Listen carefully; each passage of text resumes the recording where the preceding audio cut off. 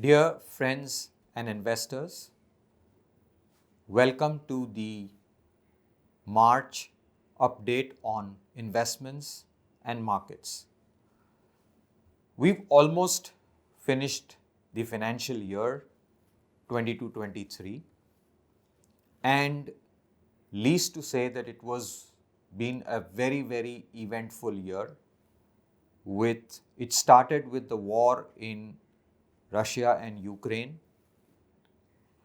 We've had inflation concerns and Fed tightening balance sheets. And just when we were grappling with the after effects of these two, we had the banking collapse in the US, and then the same thing happened with Credit Suisse in Europe. And before that, we had the whole Adani expose, which also created a negative sentiment in the markets.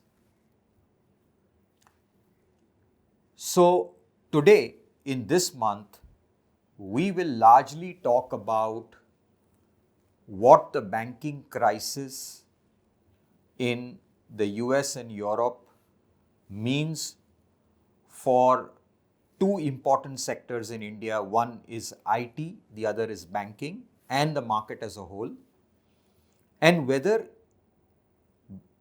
this is really like something that we saw in 2008-9, or is it very different, and what the implications are. Let's start with the IT sector. When the Silicon Valley Bank went belly up,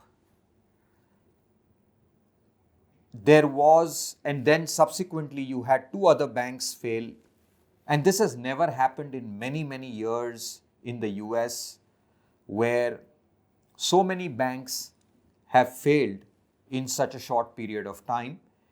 And it made people sit back and think, are we staring at a 2008 kind of a scenario, and what it means? And the first implication was that since BFSI, as they call it, or banking, financial services and insurance, is one of the largest spender on technology, and a lot of our IT services companies, Infosys, TCS, and a lot of other, including the mid-sized companies, get significant amount of their revenue from the BFSI space. There was obviously a lot of concern with regards to tech spending and whether this would cause a slowdown in the revenue of the IT service companies.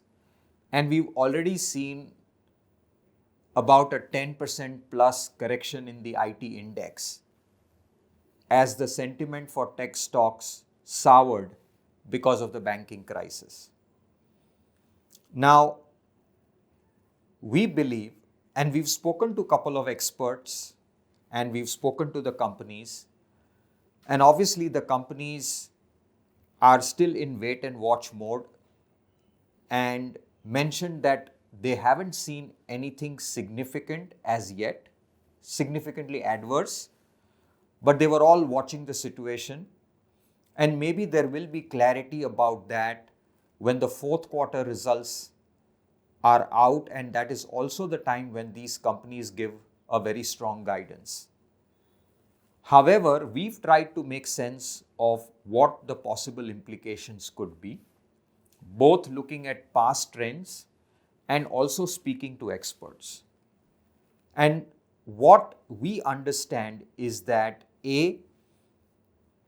there could be temporary delays in decision making, especially if your customers are regional banks which got impacted. But historically, such situations have meant, and especially when it relates to banking, that there could be more tighter regulations that may come up, to regulate the banking system. And usually, when there is a problem like this, the first thing that the banks do is they cut their staff or employees to reduce costs. In which case, after a while, outsourcing actually increases because the work that those people were doing still needs to be done, but it needs to be done by somebody else. In the medium to long term, this crisis might actually come as a boon for IT service companies, though in the short run, it may delay decision making and there could be a potential slowdown in revenue. But in the medium to long term, as banks have to comply with more regulation and they cut costs, they will outsource more. And therefore, this should be positive in the medium to long term. However, there could be some uncertainty in the short term. And now, while all of this was happening, Accenture, which is one of the largest consulting companies in IT services globally, and who competes with the like of TCS and Infosys, came up with their results. And while they cut their guidance and mentioned that customers were a little cautious, they did mention that outsourcing was very, very stable and that they are seeing attrition also coming down. So one thing that we think will likely happen is that, and we will get to know more when the Q4 results and the commentary for the next year and the guidance for the next year come, but it is quite possible that the IT companies may give a conservative guidance given this uncertainty. However, their margins may improve because we are seeing that there is a significant drop in the attrition rate, right? And then there could be other benefits like currency, and eventually there may be more deals for cost takeout, which might actually increase their business a couple of quarters down the line. So on IT, our view is that it's not hugely negative. It is something that the companies can handle, and in the medium to long term, it may actually be beneficial. Now, given what has happened in the banking sector, the expectations in the market was that the Fed tightening or the increasing trend of rising interest rates may be paused, and this will force the central banks to actually reverse quantitative tightening and do quantitative easing. And what we have seen is that since late last year, up until before the crisis, the US Fed had actually contracted its balance sheet by $600 billion, which means that it had sucked out liquidity from the system to the extent of $600 billion.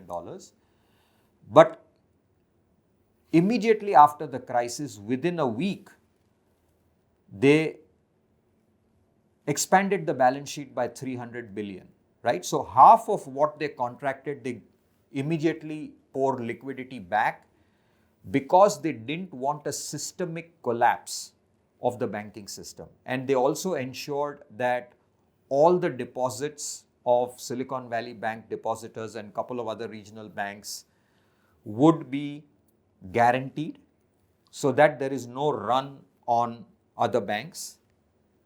But having said that, as we all know that when quantitative tightening happens and rates go up beyond what these countries have seen for many, many years, there are likely to be many casualties around the line. As we speak, there seems to be that the regulators have started acting very quickly, and given their experience of 2008-9, they don't want to make the same mistakes of letting Lehman Brothers go belly up or any systemic institution to go belly up, because that might disturb the entire system and collapse the entire system. So the good thing is that the regulators have learned a lesson, and they are stepping in very quickly, and they are taking whatever necessary steps that are required to prevent any contagion or a collapse of the financial system. But having said that, the earlier expectations that the markets had that, the Fed will pause raising interest rates, that didn't happen. The Fed still went ahead and raised rates by 25 basis points because they believe that they've been able to manage the situation and that inflation is still a concern. However, our feeling is that if at all there are more such bank failures in the future, which we cannot deny or we don't know, then increasingly it will be very, very difficult for them to continue to raise rates and do quantitative tightening. They may have to reverse their stand. Now, it's too early to say whether they would move, but we certainly believe that we are at peak interest rates, or we are very close to peak interest rates, and at some point in time, the system will not be able to bear these interest rates, and there will be a reversal in their stance. And therefore, we believe that if that were to happen, then there will be a very strong case for a massive rally in risk assets, including equities. But until that happens, we will have to be watchful, but we certainly believe that we have reached peak interest rates. And this is not like the global financial crisis. The situation back then was very different. The regulators had no playbook. The economy was red hot, and suddenly there was a credit squeeze in 2008. Now the economy continues to be strong, but there were expectations that the economy would slow down. So the macro cycle is very, very different. And we don't think that it is a crisis. It is more a crisis of liability management and liquidity rather than the crisis on the asset side, which was the case during the global financial crisis. And therefore, a lot of people have tried to think, what implications does it have for the Indian banking system?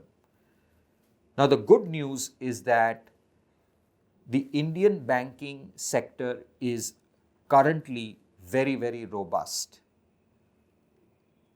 And coming out of COVID, most banks have raised additional capital, and they are fairly well provided in terms of credit costs. And therefore, we do not see any spillover effect of the banking crisis in either US or Europe directly impacting Indian banks. Moreover, we must also appreciate that the RBI is a very, very vigilant and strict regulator. And given the quality of regulation that RBI has put in place over the last few years after IL&FS and Yes Bank happened, will ensure that our regulators are on top of the game. And we believe that whether it is the tier 1 capital, whether it is liquidity, whether it is asset liability mismatches, I think Indian banks are very, very well positioned and robust, and we do not think that there is likely to be any adverse direct impact other than a sentimental impact on Indian banks because of what is happening globally. Now, because everything is interconnected, when the global banks corrected, The Indian banking stocks also corrected, but we don't think that there is any fundamental basis to think that that is sustainable. And as we see calm returning to the banking sector and global markets, we do believe that the Indian banks should also claw back the correction that we have seen. And therefore, what does this all mean for our markets? Well, it's been a tough year. While Nifty may not have corrected very substantially, but the broad markets have corrected. A lot of small mid caps have had very decent corrections during 22-23. And especially in March, towards the end, there were also certain technical factors which led to immense pressure on stock prices in India. One was the imposition of a long-term capital gains tax on debt mutual funds, and that window is only up to 31st March. So it's quite possible that a lot of investors have liquidated their equity or portfolios and moved that money to take advantage of the short window that is available, after which indexation and capital gains benefits will not be available. And the second was taxing high-ticket life insurance policies, and which may have also led to incremental liquidity going into locking into those insurance policies before March end to take advantage of the tax benefit which will not be available from the next financial year. And therefore, because of these two reasons, we have seen a significant selling pressure in stocks, and we believe that some of those technical factors should abate, and therefore we do believe that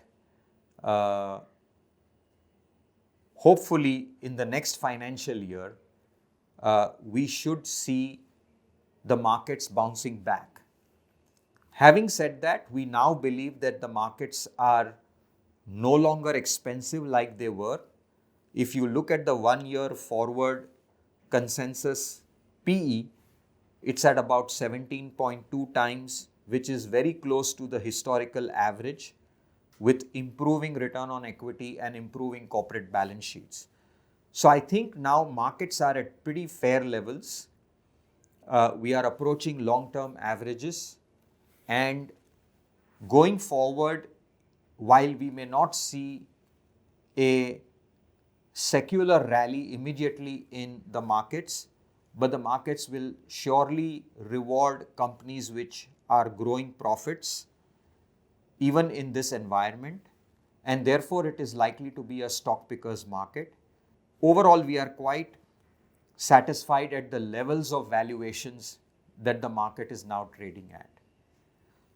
So I hope all of you that the year 23-24 turns out to be much better than 22-23, and we are quite confident that we should be able to navigate whatever markets next year and deliver strong alpha and performance on your portfolios.